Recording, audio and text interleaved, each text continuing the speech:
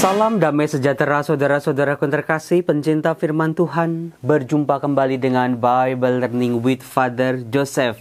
Saudara-saudaraku yang terkasih, bagaimana kabar Anda hari ini? Saya berharap Anda selalu semangat dalam kasih Tuhan. Ada roh Tuhan yang menggerakkan langkah kaki kita untuk menapaki jalan-jalan kehidupan kita. Dan doa selalu menjadi kekuatan. Saudara-saudara, izinkan saya untuk berdoa untuk Anda sebelum kita mengawali video ini.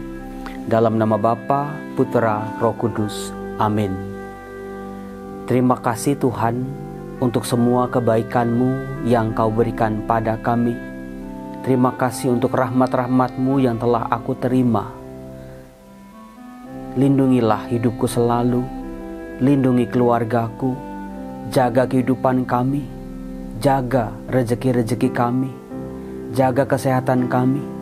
Jadilah penolong dan perisai bagi kami, supaya kami boleh menjadi anak-anak-Mu yang bertanggung jawab dengan hidup keluarga kami. Demi Yesus Kristus Tuhan kami, yang hidup dan berkuasa bersama Dikau dan Roh Kudus, Allah sepanjang segala masa. Amin. Dalam nama Bapa, Putra, Roh Kudus. Amin.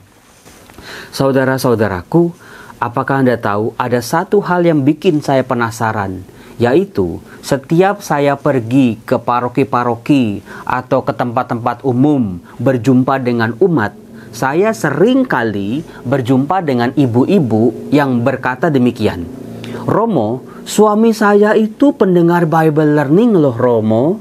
Romo, suami saya itu suka banget sama Bible Learning loh." Dan lain sebagainya, istri-istri yang berbicara tentang suaminya yang mulai suka baca kitab suci, suka mendengar renungan Bible Learning. Lalu saya tanya kepada ibu, "Lah kalau ibu sendiri bagaimana?" "Kalau saya mah belum Romo," katanya begitu. Jadi saya menduga ada banyak suami-suami, bapak-bapak yang menonton video Bible Learning ini. Padahal menurut data YouTube, penonton Bible Learning itu 70% perempuan atau wanita, sementara laki-laki hanya 30%. Coba bapak-bapak tunjukkan dirimu di kolom komen bahwa memang betul penonton Bible Learning ini tidak semuanya ibu-ibu, tapi juga ada bapak-bapaknya. Silakan munculkan diri Anda di kolom komen. Semoga Anda semua menjadi bapak keluarga yang bijaksana. Semoga Anda semua dipenuhi rezeki-rezekinya, diberi kesehatan, menjadi ayah, papa, papi yang sangat bisa dibanggakan oleh anak-anaknya, menjadi suami-suami yang bisa diteladani oleh istrinya. Saudara-saudara, terima kasih untuk dukungan bapak-bapak ini.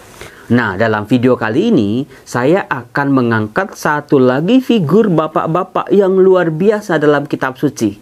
Jadi para bapak, jangan mau kalah sama ibu-ibu. Ibu-ibu rajin berdoa, rajin baca kitab suci, rajin kegiatan di lingkungan, rajin ini, rajin itu dalam pelayanan. Bapak-bapak juga sama kualitasnya, terbukti dalam kitab suci. Nah, saudara-saudaraku, kalau bapak-bapak yang mau saya angkat kali ini sampai dijadikan sebuah kitab dalam kitab suci Perjanjian Lama, khususnya Deuterokanonika. Anda pasti bisa menebaknya dengan mudah. Siapa ya bapak-bapak keren, cool, bijaksana, saleh, pendoa yang sampai dijadiin nama kitab dalam kitab suci, yaitu ya, Anda betul, namanya Tobit. Dia punya anak Tobia. Nah, saudara-saudaraku yang terkasih, kisah Tobit ini luar biasa kok. Menceritakan tentang apa yang dialami oleh orang-orang Israel saat pembuangan ke Asyur. Itu kapan, Romo? Seringkali kita mendengar pembuangan Babel. Jadi saudara-saudara, yang namanya orang Israel itu dibuang sampai 2 kali. Yang pertama, ketika kerajaan Israel yang telah dibangun oleh Daud itu terpecah jadi 2. Kerajaan utara dan kerajaan selatan. Penonton Bible Learning yang lama pasti sudah pernah dengar ya. Kerajaan utara ibu kotanya Samaria, kerajaan selatan ibu kotanya Yerusalem. Nah, mereka ini terpecah nih. Yang kerajaan utara lebih tajir melintir, tetapi ya terlalu banyak penyembahan-penyembahan berhala di situ. Kemudian di kerajaan selatan punya tempat yang namanya Yerusalem, tempat bait Allah hadir. Nah, mereka ini malah saling bermusuhan. Pada suatu ketika, sekitar tahun 800 sebelum Yesus lahir, itu kerajaan Asyur mulai berkuasa atas seluruh bangsa di muka bumi ini.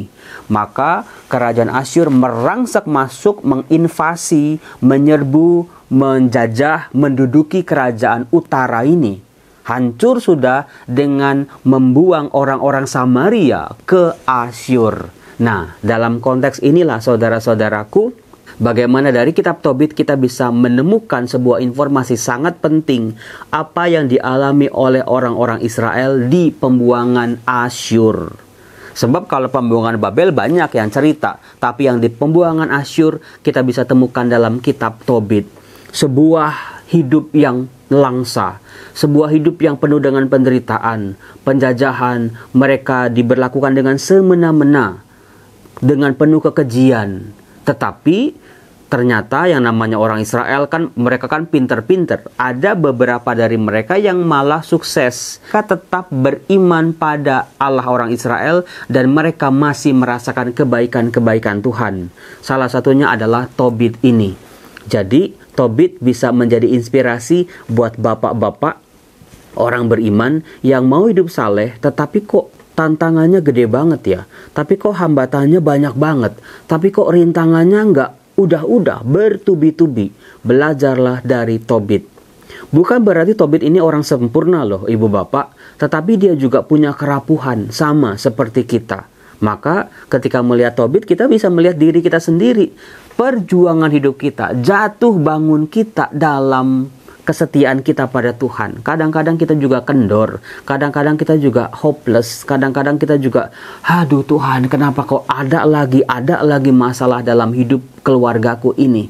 Tapi Tobit menunjukkan dalam kelemahan, kerapuhan, kekuatan, kebijaksanaannya, dia mampu bertahan menjadi orang saleh, menjadi orang yang memenangkan hati Tuhan. Nah, dalam kisah Tobit, misalnya dalam bacaan pertama hari ini, diambil dari Tobit bab 1 dan Tobit bab 2. Diceritakan, inilah kisah Tobit, suku Naftali yang diangkut sebagai tawanan pada zaman Salmaneser, Raja Asyur. Jadi dari ayat 1 ini kita mendapat informasi Tobit adalah seorang Israel dari suku Naftali yang diangkut ke Asyur pada saat Asyur menjajah orang-orang Israel, terutama kerajaan utara. Itu kapan Romo? Tadi Romo lupa menyebut. Asyur menjajah Samaria, membuang orang-orang Samaria ke Asyur itu tahun 721 sebelum Yesus lahir. Sementara pembuangan Babel, penduduk kota Yerusalem dibuang ke Babel itu tahun 587. Jadi ada rentang waktu yang cukup lama, 721 sebelum Masehi. Aku Tobit menempuh jalan kebenaran dan kesalehan seumur hidupku dan banyak melakukan kebajikan kepada para saudara dan segenap bangsaku yang bersama dengan daku telah berangkat ke pembuangan ke negeri Asyur, ke kota Niniwe. Di sini bisa kita lihat Tobit ini seseorang yang memang mau menetapkan hidupnya pada kebenaran, pada jalan-jalan Allah. Dia mau hidup saleh. Nah, ternyata saudara-saudara, hidup saleh itu bukan langsung jadi. Kesalehan tidak pernah instan. Maka kesalehan tidak pernah pura-pura. Kalau cuma pura-pura enggak akan bertahan. Kesalehan itu dibentuk, ditempa oleh segala lika-liku kehidupan. Nah, maka dari itu, kalau kita mau hidup saleh, mau hidup benar, tapi banyak banget rintangannya, kita bisa melihat, oh ternyata aku sedang dibentuk. Aku sedang ditempa oleh Tuhan. Sehingga kesalehanku bukan lagi kesalehan yang pura-pura. Bukan lagi kesalehan yang cuman ya atribut-atribut rohani yang kita pakai. Pakai kalung salib, pakai gelang rosario, pakai segala macam atribut rohani. Itu hanya membantu kita untuk hidup dalam kesalehan. Tetapi kesalehan yang utama dari dalam dan dibentuk ditempa oleh lika-liku kehidupan. Nah, dikatakan sekali peristiwa pada hari Pentakosta, hari raya 7 minggu. Apa isi itu Romo? Jadi Pentakosta dalam tradisi Yahudi adalah 7 minggu setelah hari raya Paskah. Hari ke-50, Pentakosta itu hari ke-50. Nah, diadaptasi oleh gereja bahwa memang betul-betul di hari ke-50 setelah Yesus wafat dan bangkit, disitulah Roh Kudus turun atas para rasul. Jadi kalau gereja itu cuma ikut-ikut mengekor-ngekor apa yang menjadi iman orang Yahudi, rupanya tidak. Tetapi gereja adalah penggenapan dari apa yang dijanjikan oleh Allah dalam perjanjian lama. Kemudian dikatakan waktu itu Tobit sedang mengadakan perjamuan makan yang baik. Jadi jamu makan. Di hadapannya ada begitu banyak hidangan. Dikatakan ada begitu banyak hidangan disajikan di hadapanku. Nah, saudara-saudara, berarti di sini bisa kita simpulkan Tobit tidak sama dengan kebanyakan orang-orang Israel yang diperbudak, yang disiksa, yang ditindas oleh orang-orang Asyur. Tobit salah satu orang-orang Israel yang hidup, boleh dikatakan hidup mapan di Asyur. Ada rahmat Tuhan masih bekerja ketika kita terpuruk, ketika kita hancur berantakan. Rahmat selalu ada dan rahmat Tuhan selalu cukup bagi kita. Nah, dikatakan dia ini bukan saleh cuma berdoa, bukan saleh bukan cuma berpuasa, tetapi dia punya hati yang baik. Salah satu ciri orang yang saleh adalah dia punya hati yang baik, punya hati yang peka, tidak ego. Melihat hidangan begitu banyak di hadapan mejanya, Tobit menyuruh anaknya Tobia untuk mencari orang-orang sebangsanya yang miskin dan tertindas yang belum makan. Maka Tobia pun pergi mencari orang-orang miskin di jalan. Nah, kemudian dikatakan si Tobit ini akan menunggu sampai anaknya bawa orang-orang miskin buat makan bareng. Itu kan TOPBGT. Tobit bukan cuma memberikan sisa-sisa makanannya yang nggak kemakan atau sisa-sisa dari piringnya, tetapi dia mau duduk bersama makan orang-orang sebangsanya yang miskin. Itu hatinya sangat amat mulia, saudara-saudara. Apakah masih ada orang-orang seperti itu di dunia zaman sekarang ini? Saya yakin masih ada, Romo. Nah, kemudian dikatakan Tobia pulang melapor kepada bapaknya Tobit ini. Dikatakan salah seorang dari bangsa kita telah dibunuh, ia dicekik dan dibuang di pasar, jenazahnya masih ada di situ. Itulah informasi betapa bangsa Israel diperlakukan semena-mena oleh orang-orang Asyur. Mereka ditindas sudah seperti binatang aja, udah dicekik, dibunuh, udah ditinggalin. Persis seperti binatang. Orang-orang Asyur memperlakukan orang-orang Israel. Sebuah kekejian, sebuah kepiluan, sebuah kesedihan. Dan apa yang terjadi? Orang-orang Israel pada waktu itu yang diberlakukan semena-mena itu menjadi takut. Mereka cemas, mereka nggak bisa mengungkapkan iman mereka. Mereka takut kepada orang-orang Asyur. Mereka meninggalkan kesalehan mereka. Bayangin saudara-saudara, ada begitu banyak jenazah-jenazah orang-orang Israel mati di pinggir-pinggir jalan di kota-kota Asyur. Sebuah pemandangan yang memilukan. Nah, dikatakan, aku meloncat berdiri dan jamuan itu kutinggalkan sebelum ku kecap. Nah, ini dia. Orang yang tidak egois. Mungkin kalau kita udah habisin dulu makanan, baru setelah kita kenyang, baru ngurusin orang-orang meninggal. Tetapi Tobit tidak. Dia langsung berdiri. Dia tinggalkan makanan-makanan yang mewah-mewah itu di depan dirinya. Lalu dia mencari jenazah itu. Dikatakan jenazah itu kuangkat dari lapangan. Bayangin saudara-saudara, kalau kita lagi makan ngelihat jenazah aja kita langsung mual, bukan? Apalagi kalau kita habis mandiin jenazah misalnya atau habis melayat lalu disuruh makan enak, pasti nggak enak itu. Pasti kebayang-bayang yang enggak. Apalagi nih mayat yang dicekik ditelantarkan begitu saja. Sebuah pemandangan yang mengerikan. Tetapi di sini keluhuran hati Tobit menjadi keutamaannya. Dikatakan, kutaruh dalam suatu rumah hingga matahari terbenam untuk kukuburkan nanti. Kemudian aku pulang, kubasuh diriku, lalu makan dengan sedih hati. Maka teringatlah aku akan sabda yang diucapkan Nabi Amos mengenai kota Betel. Hari-hari rayamu akan berubah menjadi hari sedih, dan segala nyanyianmu akan menjadi ratapan. Kota Betel. Betel adalah salah satu tempat suci di kerajaan utara. Betel, Bet artinya bait, rumah, El artinya Tuhan. Rumah Tuhan juga ada di kerajaan utara.